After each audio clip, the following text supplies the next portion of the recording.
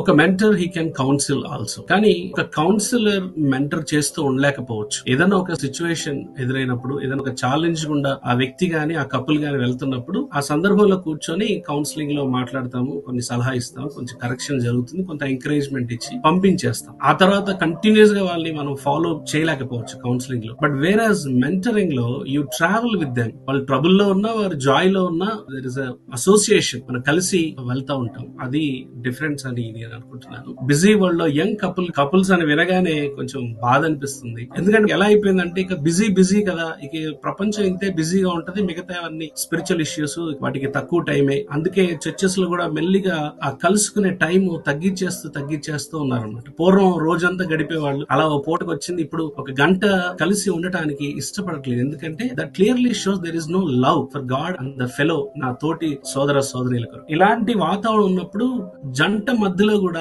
ప్రేమ కొన్ని రోజులకే కరిగిపోయి ఇక ఇజ్రాయెల్ ఇరాన్ లాగా అట్లాడుకునేటువంటి పరిస్థితి ఉంది. కారణం ఏంటంటే వారిని ప్రాపర్ గా షెపర్డ్ చేసి మెంటర్ చేసేవారు లేకపోవడం అని కూడా నేను భావిస్తాను. ఎందుకంటే విషయాలు ముదిరిపోయిన తర్వాత గానీ బయటికి రావు, కానీ ఈ లోపుగా జరగాల్సిన నష్టం అక్కడ జరుగుతూ ఉంటుంది. అదే మెంటర్స్ ఉంటే, అదే మనం రెగ్యులర్ గా టచ్ లో ఉంటాం, కలుసుకుంటా ఉంటాం కాబట్టి, అన్న ఇట్లా జరుగుతుంది ఇంట్లో, ఇలా సిచ్యువేషన్ వచ్చింది, లేకపోతే ఈ విషయం మీద పదే మాకు ఇష్యూస్ జరుగుతున్నాయి అని ఆదిలోనే ఆ విషయాలు గనక ఎవరితోన్నా పంచుకోగలిగితే అవి ముదిరిపోకుండా ఉంటాయి. అఫ్ కోర్స్ కొన్ని ఇంట్లో తల్లిదండ్రులకు వెంటనే చెప్పలేము, లేకపోతే బయట వారికి చెప్పలేము. But when you have a good mentor, ఒక ఫాదర్ హార్టెడ్ గా ఒక ఆంటీ గాని, అంకుల్ గాని, లేకపోతే ఒక అన్న అక్క నీకుంటే చక్కగా ముందే చెప్తే అది ముదరకుండా ఒక సొల్యూషన్ ఇవ్వగలుగుతారు అని అనిపిస్తుంది. కరెక్టే, మనం స్థానికంగా ఉండటం ఎప్పుడు అడ్వాంటేజే మన ఆత్మీయ సలహాదారులు. కాకపోతే అన్ని చోట్ల అలా అవ్వకపోవచ్చు. ఒక సందర్భం చెప్తాను. మా దగ్గర నుంచి ఓ బ్రదర్ పెళ్లి వయసు వచ్చింది, ఇండియాకి వచ్చేస్తున్నాడు. పెళ్లి అయిపోయింది, అంతా బాగుంది. ఇక్కడే హైదరాబాద్ లో ఒక సంఘానికి వెళ్తా ఉన్నారు. కొంచెం వారికి చిన్న ఇష్యూస్ ఉంటే